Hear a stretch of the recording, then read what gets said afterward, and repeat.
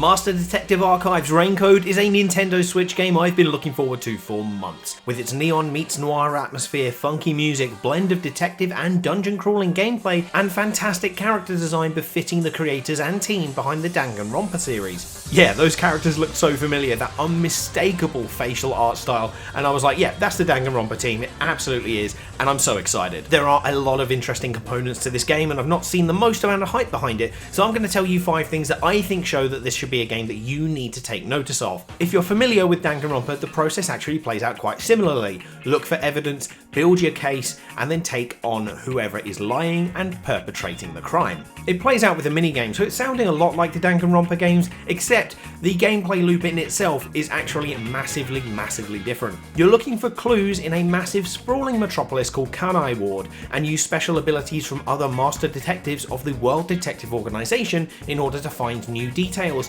There are heaps of different abilities or fortes to play with, and I'll go into them in a moment, but once you've got your details together, you will be sent to a huge puzzle or maze style dungeon. It's kind of like the Persona series metaverse, if you want a more direct comparison and you don't mind adhering to the Persona memes. And after you get through this mystery labyrinth, you'll find yourself facing a massive boss called a mystery phantom, which is trying to confuse you and hide the truth, but armed with key bits of evidence and literally making a weapon out of the solution keys, you beat the phantom into submission and then you win and uncover the truth. Essentially a lot of open exploring, finding bits of the environment, and then taking on big puzzles with 3D gameplay. It looks really fun, and the battle sequences look really cool too. The story of Master Detective Archives looks really cool. You play as Yuma Kokohead, a trainee detective with an explosive case of amnesia, and you're accosted by Shinigami, a weird ghosty girl who helps you out creating the mystery dungeons that you have to face. You're finding out your own backstory, learning about Shinigami, discovering the master detectives, and facing off against the massive Amaterasu Corporation, who are the rulers of Kanai Ward. The mysteries, in my opinion, from what I've seen from the marketing material, seem to point towards Amaterasu Corporation being the big baddies, but you know, games often have twists, and Danganronpa did the twists really well, so I'm anticipating something very similar from Master Detective Archives Raincode. Now, I mentioned different abilities from the different master detectives, so let's have a look at them. Now, each case makes you use your cunning to find different interactable objects, chat to people around town, and gather evidence for your investigation.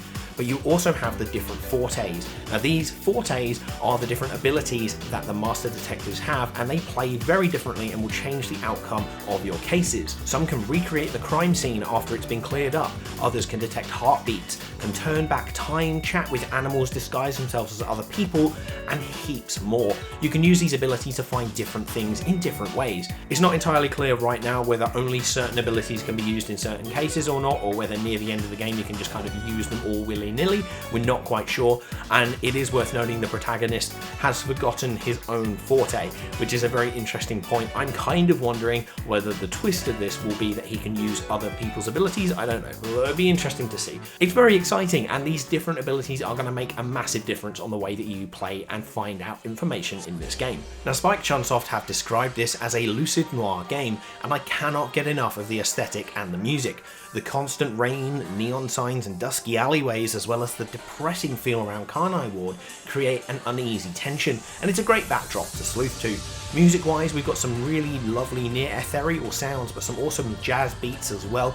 It all works really well and blends together to create a great atmosphere from what I'm seeing. And that's not surprising though, because did you know that the team behind this game have actually spent 6 years developing it? That's right, the Danganronpa team have been working on this game for 6 years, and I think that they've put in a lot of great effort, and it looks like a good, cohesive detective game.